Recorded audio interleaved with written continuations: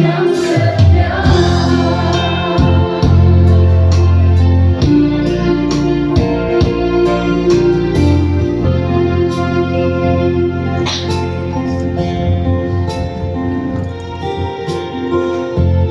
Kami sungguh bangga punya Bapa Yesus yang dahsyat dalam hidup kami. Ketika kami menghadapi jalan buntu, ketika kami menghadapi kesulitan, Yesus tidak pernah tinggalkan kami. Tangannya selalu terbuka buat kami. Pada sore malam ini ya Bapa, kami sangat butuh firman-Mu. Kami sangat haus akan firman-Mu. Firman-Mu pelita bagi kaki kami, terang bagi jalan kami. Urapi hamba-Mu tanpa kuat kuasa-Mu. Hamba-Mu tidak bisa buat apa-apa. Dalam nama Yesus kami berdoa. Kita sama-sama katakan amin. Silakan duduk kembali Bapak Ibu Saudara. Kita buka Alkitab kita sama-sama, 2 Raja-Raja pasal yang ke-6 ayat 1 sampai ayat yang ke-7. Judul khotbah saya adalah tetap tegar di masa yang sukar. Saya akan membaca ayat yang ganjil, Bapak Ibu akan membaca ayat yang genap. 2 Raja-Raja 6 ayat 1 sampai ayat yang ke-7. Pada suatu hari berkatalah rombongan Nabi kepada Elisa, "Cobalah lihat, tempat tinggal kami di dekatmu ini adalah terlalu sesak bagi kami." Ayat 2 Bapak Ibu. Baiklah kami pergi ke Yordan dan masing-masing mengambil satu balok dari sana supaya kami membuat tempat tinggal untuk kami. Elisa, pergilah. Lalu berkatalah seorang, "Silakan ikutlah dengan hamba-hambamu ini." Jawabnya, "Baik, aku akan ikut." Ayat yang keempat. Maka ikutlah ia dengan mereka. Setelah mereka sampai di sungai Yordan, mereka pun menebang pohon-pohon. Dan terjadilah ketika seorang sedang menumbangkan sebatang pohon, jatuhlah mata kapaknya ke dalam air. Lalu berteriak-teriaklah ia, "Wahai tuanku!" Itu barang pinjaman, ayat yang ke-6. Tetapi berkatalah dialah, "Kemana jatuhnya?" Lalu orang itu menunjukkan tempat itu kepadanya. Kemudian Elisa memotong sepotong kayu, lalu dilemparkan ke sana. Maka timbullah mata kampak itu dibuatnya. Lalu katanya, "Ambillah." Orang itu mengulurkan tangannya dan mengambilnya. Bapak Ibu, kalau kita melihat sebuah khotbah, dan apabila Bapak Ibu ingin membuat sebuah khotbah, ada 3 jenis yang Bapak Ibu bisa lakukan. Kita bisa tembak langsung. Contohnya, kita lihat kitab Amsal. Jangan membunuh, jangan mencuri. Gampang kita terapkan, gampang kita bisa tembak langsung. Bagian yang kedua, ada yang kita mesti gali, ada yang kita mesti kupas, namanya eksegese. Kalau kita nggak kupas, kalau kita nggak gali, kita nggak dapat dagingnya. Kayak ayat-ayat ini, saudara mau dapat apa? Makanya saudara perlu pendeta. Setelah dikupas, eksegese, baru esegese, kasih contoh-contoh. Dan berapa banyak pendeta-pendeta nggak ngupas, tapi contohnya kebanyakan. Jenis ketiga, kita lihat sebuah khotbah, bisa dari kehidupan tokoh-tokoh Alkitab. Kisah Daud, kisah Abraham. Nah, khotbah pada malam ini Ini bagian yang kedua. Kita mesti kupas dulu. Kita mesti gali dulu. Bapak Ibu, kisah ini terjadi pada waktu pelayanan Nabi Elisa. Nabi Elisa membuat mujizat 2 kali lebih hebat dibanding Nabi Elia. Mereka waktu itu tengah mengalami kesulitan. Apa sih kesulitan yang mereka hadapi? Judul khotbah saya, tetap tegar di masa yang sulit. Kesulitan apa sih yang mereka hadapi? Kesesakan dan kehilangan. Bukankah Bapak Ibu saudaraku yang kekasih dalam nama Tuhan, kita sering alami kesesakan dan kehilangan? Ya. Kita punya masalah, kita punya kesesakan. Kalau listrik di rumah kita mau habis, dia akan bunyi. Kalau kita punya masalah listrik, habis tokennya bunyi tit tit tit tit. Rumah kita punya masalah, istri kita akan bunyi dengan sendirinya.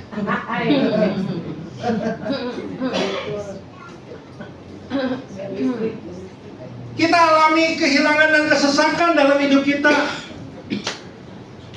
Hampir terjadi dalam setiap aspek kehidupan kita.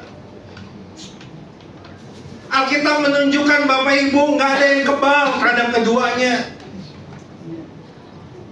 Bukan berarti saudara ikut doa ibadah nggak alami kesesakan kehilangan.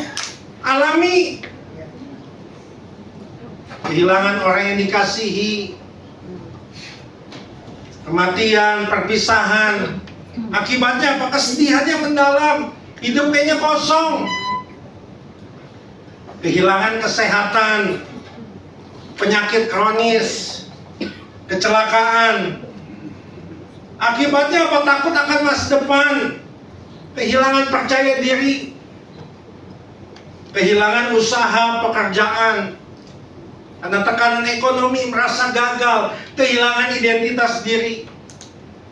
Itu yang kita alami, bukan? Dalam hidup kita. Ada bapak-bapak bilang, Pak, batuk saya nggak sembuh-sembuh. Orang kan bisa diketahui dari batuknya. 40 tahun. Jadi umur orang bisa diketahui dari batuknya. 50, 60, 70, plak 80 dia.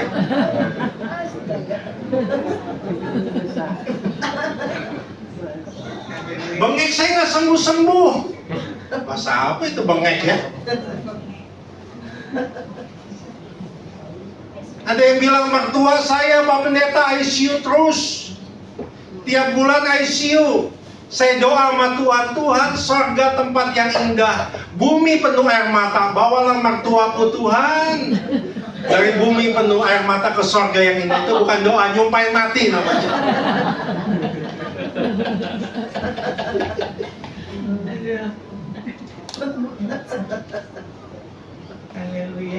Ada yang bilang suami saya selingkuh terus tuh. Terakhir selingkuh sama anak yang usianya 1 tahun lebih tua dari anak saya. Sekali saya ampuni Pak. Siapa yang manusia nggak pernah hilaf? 2 kali dia selingkuh, masih saya ampuni. 3 kali Pak Pendeta. Tuhan, Kau mau mati di atas kayu salib, kasih kekuatan buat saya ampuni dia 4 kali Pak Pendeta. Tuhan saya pikir mau ngomong ampuni, ambil nyawanya Tuhan. Udah gak kuku, iso imut gak kuku katanya. Kita mengalami masalah Bapak Ibu, kehilangan, kesesakan. Saudara sesak, saya juga pernah sesak. Saudara kehilangan, saya juga pernah kehilangan. Kehilangan aset kah? Kehilangan hubungan kah? Tapi firman pada sore malam ini mengingatkan kita, mesti tegar di masa sulit. Amin. Ada seorang psikiater di YouTube katakan, bukan banyaknya pelajaran yang kau pelajari, tapi apakah kau lakukan? Sore malam ini kita mau belajar 4 langkah. Bagaimana kita bisa tegar di masa sukar. Yang pertama kita lihat yang ke-1. Kita lihat ayat yang ke-1, 2 Raja-Raja 6 tadi. Pada suatu hari, berkatalah rombongan Nabi kepada Elisa, cobalah lihat, tempat tinggal kami di dekatmu ini adalah terlalu susah bagi kami. Saya catat di sini, di slide saya catat apa yang harus kita lakukan. Saudara, kalau lagi susah nggak ada yang mau dekat sama saudara. Aduh susah sama saya. Ayo, saudara susahnya sampai seberapa? Aduh susah sama saya.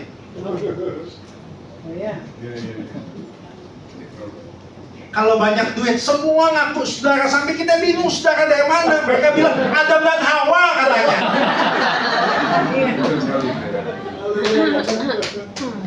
Kalau duit akeh, semua ngaku saudara, sampai kita bingung-bingung. Tapi jangan coba kalau nggak ada duit, telepon orang, nomor telepon yang Anda hubungi nggak mau angkat telepon lo, nggak mau angkat, nggak mau dekat sama kita. Tapi Tuhan masih bergairah untuk dekat dengan kita. Tepuk tangan yang paling meriah. Oleh sebab itu saya catat apa yang harus kita lakukan, memiliki kerinduan untuk bertumbuh dan berbuah. Memiliki kerinduan untuk bertumbuh dan berbuah. Saudara yang kekasih dalam nama Tuhan, ketika engkau ditinggalkan semua, ketika engkau dilupakan, apa yang harus kau lakukan? Bertumbuh dan berbuah. Baca Ibrani 6 ayat 7. Ibrani 6 ayat yang ke-7.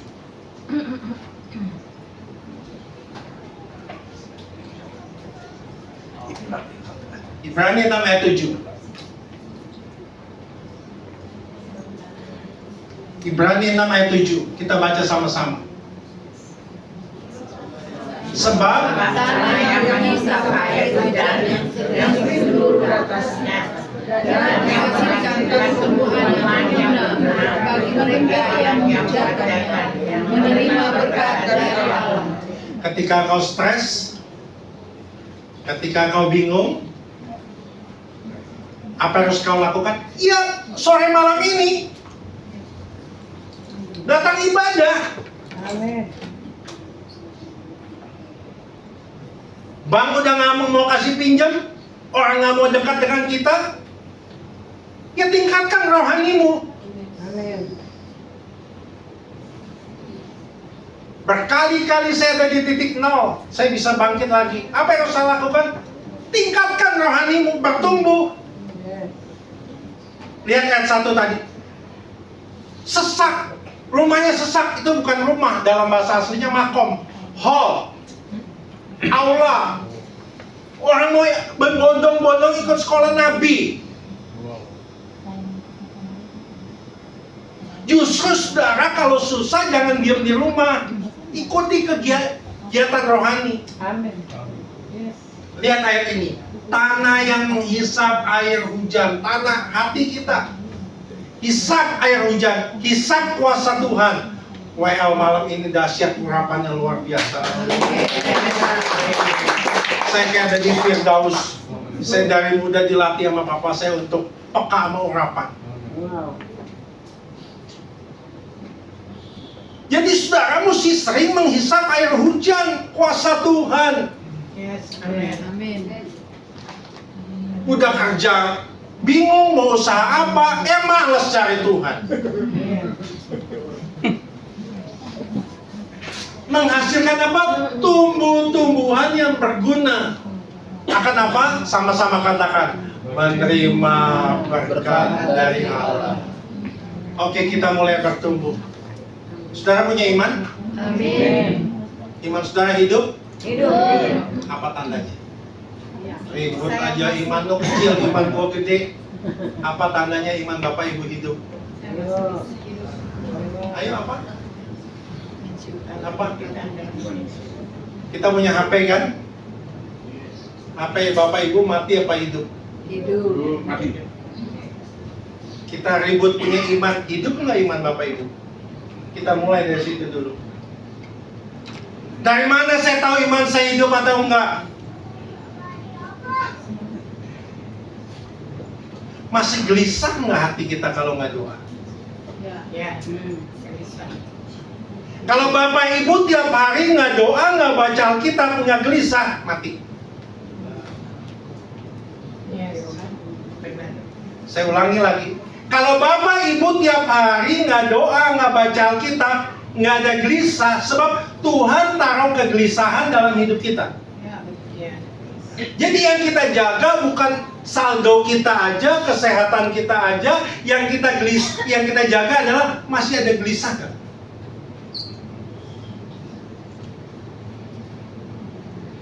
Kalau nggak doa, nggak baca Alkitab, oke-oke aja nih, mati. Mati. Nanti Tuhan datang, apakah aku jumpai iman? Nggak ada.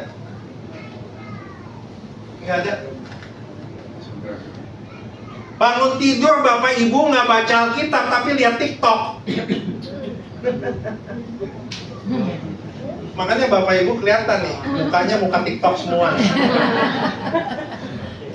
Tandanya apa? Nggak andelin Tuhan, andelin suami. Kebanyakan nonton racin, nganggap nggak apa-apa deh. Suami saya saat ini miskin, dia CEO yang lagi menyamar. Saya mau katakan, sampai lebaran monyet, suami lo tetap CEO yang menyamar.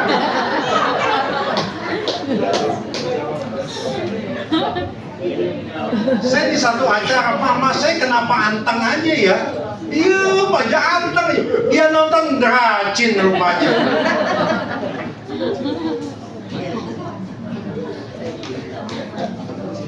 Nonton TikTok terus, nonton rajin terus.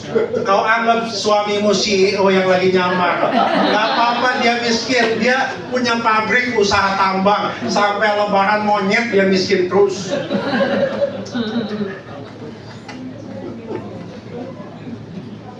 Jadi masih ada gelisah nggak? Ada.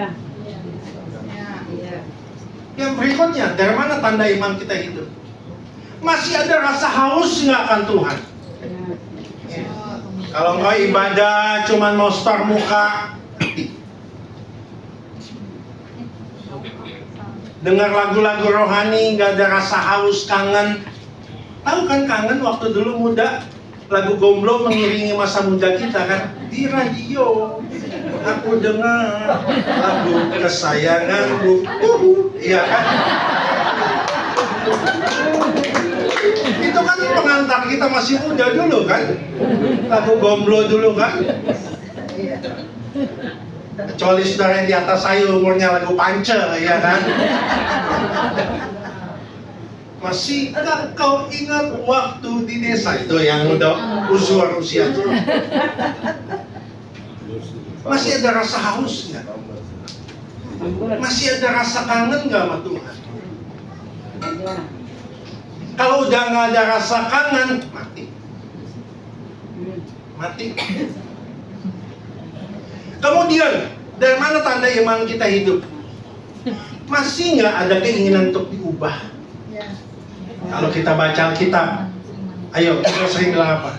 Ini ayat cocok buat tetangga gua nih. Ini ayat cocok buat bojo gua nih. Suami gua, istri gua, mati. Tapi kalau kau baca Alkitab, bilang Tuhan, aku ingin diubah. Hidup iman. Amin. Jadi saya nggak mau kasih yang sulit-sulit. Sebetulnya kita belajar teologi kalau mau semakin dalam, nggak usah yang rumit-rumit, mendalami sehingga bisa menerjemahkan dengan mudah.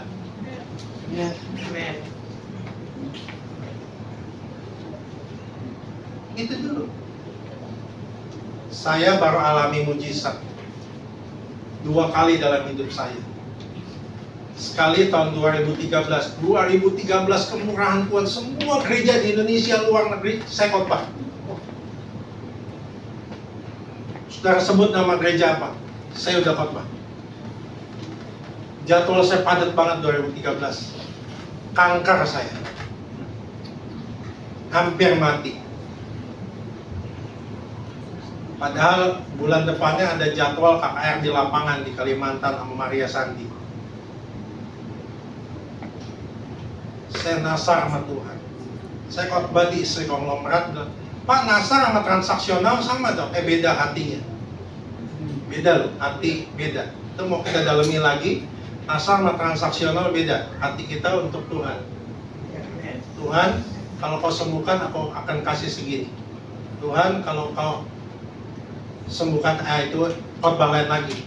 Lebih dalam lagi tuh. Kalau kau sembuhkan, aku akan buat ini. 5 hari sembuh. Kemarin saya baru keluar rumah sakit, Pak, habis dioperasi, Pak. Saya baru habis dioperasi nih Senin kemarin. Mesti dokter bilang seminggu nggak boleh keluar. Tapi saya bilang mau mati deh. Saya ada penyumbatan 80-90%. Takut nggak? Takut. Takut nggak? Takut.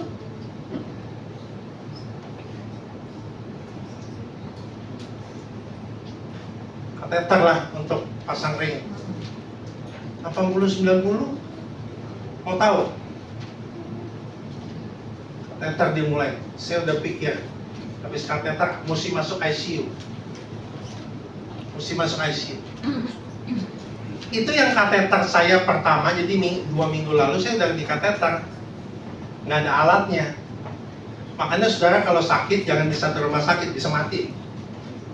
Rumah sakit saya yang lama bilang nggak ada alatnya, Pak. Duh, rumah sakit terkenal nggak ada alatnya. Panik lah. Hubungi ke dokter yang paling jago di Indonesia. Wah, ada alatnya. Yesus pasti. Ini kan dokternya. Terus kateter lah saya. Tensi saya 200. Udah ketakutan mau masuk ICU. Habis kateter pasang ring masuk ICU. Lagi kateter si dokter ini paling jago bilang gini, penyumbatannya mana ya, Pak? Wow.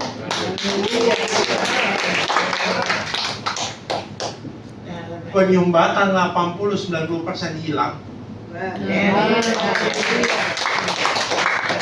Ini dada saya suka sakit-sakit, udah nggak sakit lagi. Pak, tunggu, saya pakai alat mahal ya, ngecek ya. Kalau kita ada penyumbatan, aliran darahnya minimal 0,8. Bapak 0,95. Buat apa pasang ring lagi? Kenapa saya begitu? Bertumbuh. Ya, harapkan Tuhan. Iman hidup bertumbuh. Tuhan yang takkan kuasa. Amin. Amin. Yang kedua. Jadi yang pertama bertumbuh. Yang kedua, kita lihat lagi 2 Raja-Raja 6. Tolong tampilkan 2 Raja-Raja 6. Ayat 2.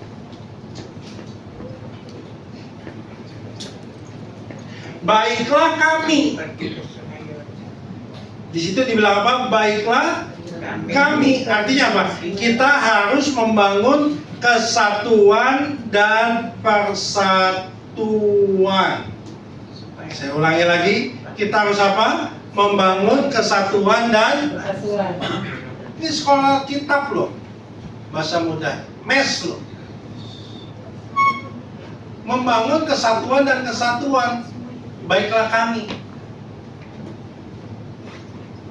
Berapa banyak kita gereja nggak ada kesatuan, persatuan. Ya. Pecah. Gembala-gembala banyak sahabat-sahabat saya. Aduh Pak, gereja nggak ada persatuan saat ini. Sepupu saya di Gandaria digeser. Pecah. Gereja-gereja besar ribut kakak adik, pecah. Rumah tangga juga ribut, suami istri ribut terus. Kamu tuh Yami, Senin pedicure, Rabu manicure, Sabtu pedicure lagi. Aku kalau lihat muka kamu semangka, timun, pepaya, ini muka Pak Rujak. Mami nggak mau kalah ya papi. Aku begini, bukan untuk aku, untuk kamu supaya aku cantik. Daripada kamu mabuk terus. Johnny Walker terus, mabuk terus. Kamu mabuk terus. Papi nggak mau kalah wanita. Aku mabuk juga bukan untuk aku. Kaget. Untuk kamu. Supaya kamu kelihatan cantik. Oh. Gua bapak di ujung, saya lihat habis nih gua mabok. Supaya istri gua cantik. Jangan tanya waktu pacaran, ngomongnya halus kalau pacaran. Betul nggak Pak, Bu? Iya. Dulu kan belum ada mall, adanya Pranksen. Mangga Besar. Kita jalan-jalan, mau kemana ya? Kencing. Halus, 30 tahun menikah mau kemana ya? Kencing, ya kan? Budek-budek. Waktu pacaran nggak halus. Muda-mudi pacaran, candlelight dinner. Padahal kita tiap malam candlelight pakai lilin cap obor, ya nggak? Yang si cowok bilang sama si cewek, alismu bagus, bagaikan semut yang berbaris. Gigimu bagus, bagaikan rusa juga berbaris. Reketio, ya kan? Lagi makan, tiba-tiba si cewek bunyi. Tapi apa kata si cowok ini? Bagus yang untuk kesehatan, lanjutkan. Saya makin bunyi. Oh, makin bunyi. Ya kan? Cowok kenalin ceweknya, lihat nih pacar saya. Dia punya karunia berkata-kata berkelimpahan, alias cerewet, ya kan? Nikah 30 tahun, masih bilang gitu, enggak. Lu matahari belum terbit, mulut lu udah terbit. Matahari udah terbenam, mulut lu belum terbenam. Terus dikaplok dulu sekali, ya. Mungkin gua salah milih lu. Lu dulu tipe cewek OY, dari jauh di dekat dia.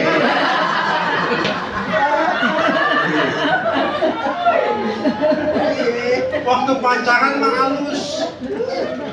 Berapa banyak kita rumah tangga nggak ada persatuan di dalamnya, ya? Kenapa harus bersatu?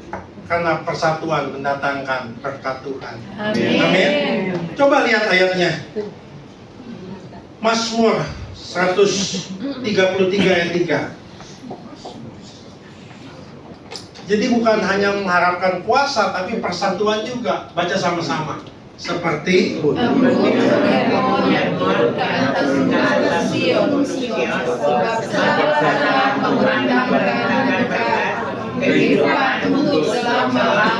bersatu, Tuhan perintahkan berkat.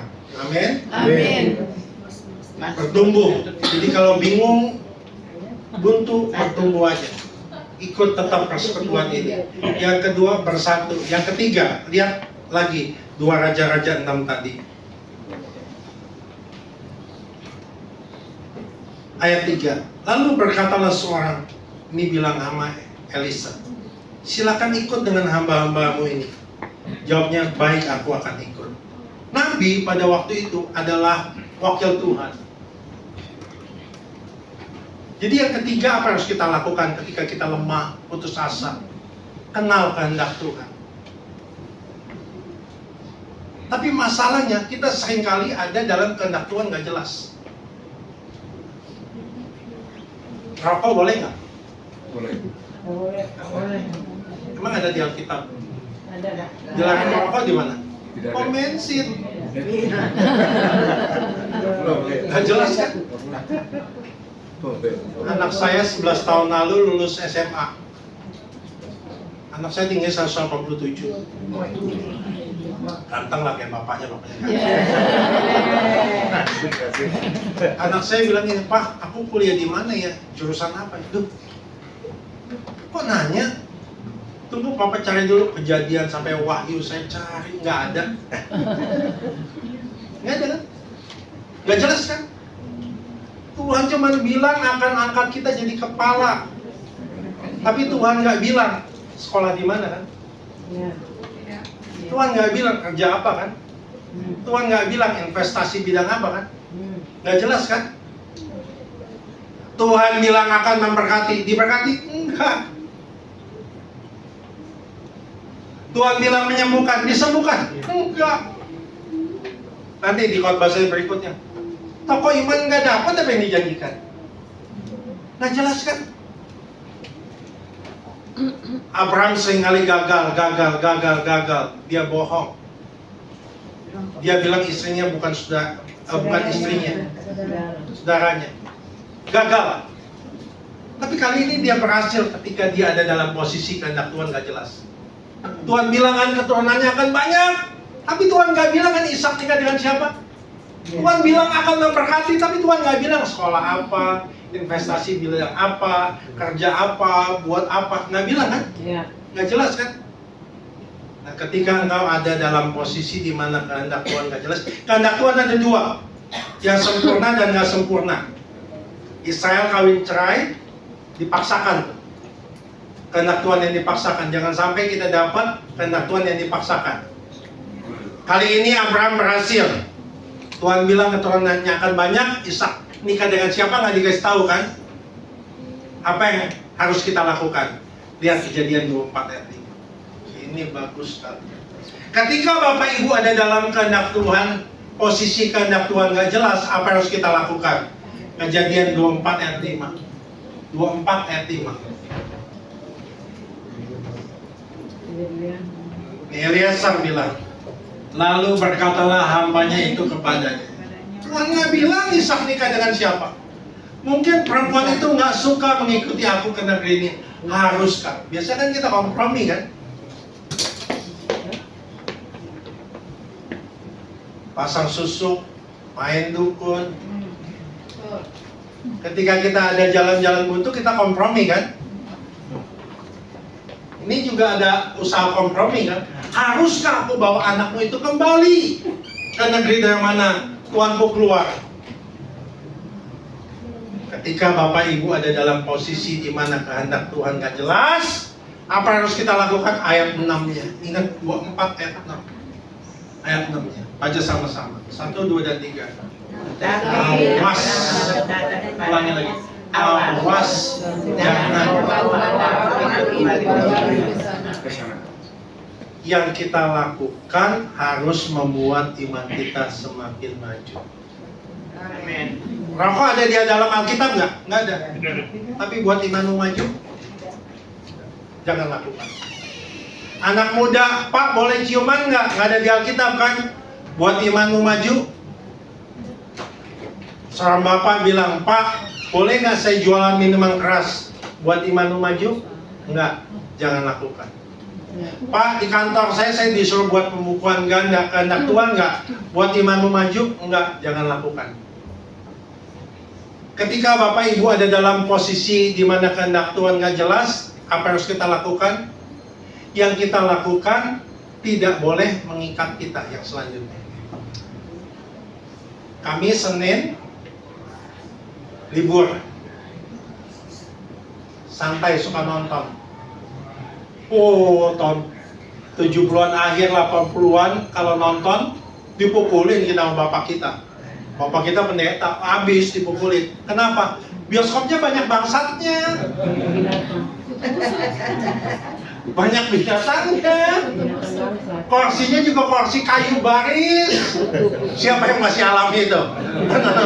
Bioskop itu ya. Pakai kipas angin. Angin berobos.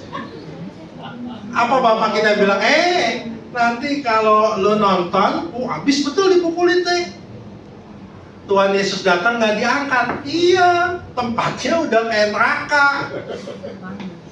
Beda sama bioskop sekarang kan, bagus, ngelonjor, beda. Selimut, kita suka nonton. Sampai satu ketika, kok kalau nggak nonton nggak enak ya? terikat ya. Kalau kau sampai lakukan sesuatu sampai kok kalau nggak lakukan nggak enak ya, hati-hati tuh. Hati-hati tuh, itu bukan kehendak Tuhan tuh. Yang selanjutnya mengingat waktu. Yang kau lakukan harus mendatangkan damai. Filipi 4:7. Perjanjian lama tiang awan tiang api. Sekarang Tuhan pimpin kita dengan apa?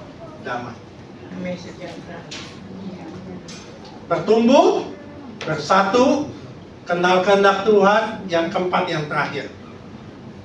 Lihat 2 Raja-Raja 6. Yang terakhir mengingat waktu. Yang keempat, yang terakhir 2 Raja-Raja 6 tadi, ayat yang ke-6.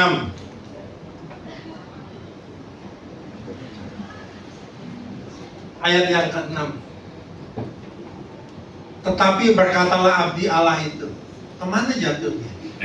Orang itu menunjukkan tempat itu kepadanya. Kemudian Elisa memotong sepotong kayu, lalu dilemparkan ke sana. Timbullah mata kapak itu dimuatnya. Besi sama kayu beratan mana? Besi.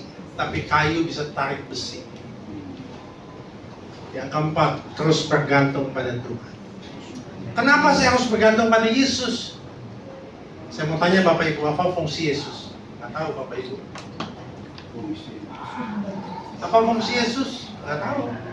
Nih, kalau ada yang tanya Bapak Ibu, apa fungsi Yesus? Buka ini Ibrani 1 ayat yang ketiga. Kalau ada yang tanya apa fungsi Yesus? 3P, sama-sama katakan 3P. 3P. P pertama, bagian B. Dan setelah ia selesai mengadakan apa? Penyucian dosa. P pertama, penebus. Kenapa kita bergantung sama Yesus? Dia apa? Penebus. Dan duduk sebelah kanan. Nah ini nggak boleh tembak langsung. Berarti kalau Bapak tengah, Yesus kanan, Roh Kudus kiri dong. Kawinan dong. Ngaco lagi itu. Ini simbol. Artinya dia telah menang perang. Seorang jenderal yang telah menang perang, artinya duduk sebelah kanan tuh begitu, nggak boleh tembak langsung. Pak, contoh untuk jelasin Trinitas apa Pak? Yang gampang. Kan kejadian 1, kejadian 2 jelas. Baiklah kita, keluarga. Bukan matahari. Bapak mataharinya, Yesus sinarnya, Roh Kudus hangatnya. Ngaco itu. Apa sih Trinitas? 3 pribadi, 1 hakikat. Keluarga, saya Pak Budi, ini Ibu Budi. Saudara belajar ini Ibu Budi. Siapa? Saya. Saya Bapak Budi, ini Ibu Budi. 2 pribadi, 1 hakikat. Allah 3 pribadi, 1 hakikat. Jadi contoh yang paling bagus apa? Keluarga. Jadi dia penuh. P kedua, bagian A. Ia adalah cahaya kemuliaan Allah dan gambar wujud Allah. Dan P kedua, penopang. Ketika kau lemah, dia penopang. Penopang dengan apa? Cahaya kemuliaan Allah, kemampuan Allah, dan firman-Nya. Bahan dasar bumi ini firman loh. Ibrani 11 ayat 3. P ketiga ayat 2-nya Pak. Ibrani 1 ayat 2. P ketiga. Ibrani 1 ayat 2. Oleh Dia Allah telah menjadikan alam semesta. Pencipta, sama-sama katakan penebus. Penebus. Penopang. Pencipta. Bangga nggak?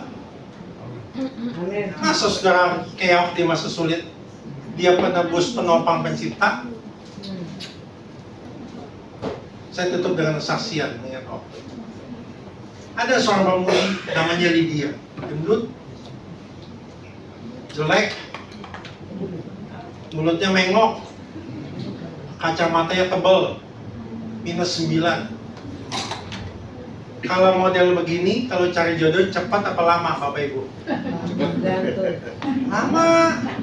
Kan untuk cari jodoh 3B, berdoa, berusaha dan bercermin alias ngaca.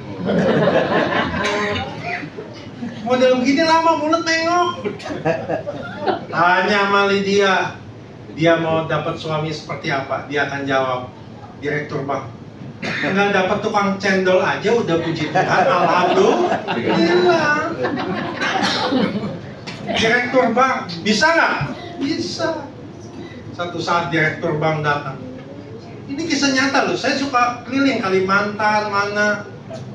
Ini karena pecah-pecah aja gereja jadi bingung saya. Direktur bank datang, aku tanya, Sabtu, Minggu mau ke gereja, tanya resepsionis, di mana gereja? Saya nggak tahu, panggil taksi. Supir taksi tahu di mana gereja. Prinsip supir taksi lebih jauh lebih baik. Apa bedanya direktur bank sama bapak ibu naik taksi? Direktur bank kalau naik taksi lihat kanan, lihat kiri. Kita kalau naik taksi kayak nonton sepak bola. Ya Boban, ya 70, ya 200, ya Rafi, ya. Lakunya ketawa. Kita kan naik taksi kan kayak nonton sepak bola, kayak nonton Piala Dunia, ya. Tinggal ditepokin tangan dah. Sampailah di gerejanya Lydia. Di gereja itu ada kelompok cewek-cewek jomblo. Habis ibadah, wih ada cowok ganteng, tapi nggak tertarik. Dia tanya, kamu nggak punya teman lagi? Oh ada Lydia. Dia masuk, habis ngajar sekolah minggu, gendut, mulutnya mengok. Dari mana datangnya lintah, dari sawah ke kali, dari mana datangnya cinta, dari mata ke hati. Singkat cerita pacaran dan nikah. Amin. Dibawa bulan madu ke Eropa. Angket orang gereja semua. Pulang dari Eropa, mulutnya agak lempeng dikit kena angin Eropa. Beda sama angin Rawamangun. Bukan bikin lempeng, bikin bengek. Angin Eropa bikin lempeng. Jadi dia saksi, saudara mau tahu kan? Kenapa suami saya bisa naksir sama saya? Ternyata suami saya punya kelainan di lensa mata. Dia dari kelas SD buat garis pasti mengok. Jadi selama ini dia lihat semua wanita mulutnya mengok, baru mulut saya yang dia lihat lempeng. Kalau Tuhan buat mujizat, tidak ada yang mau kasih dari dia. Amin. Apa masalah kita, Tuhan pasti tolong. Amin. Tuhan berkati Bapak Ibu. Kita sambut sekarang kesaksian Bapak Ari Wibowo. Tepuk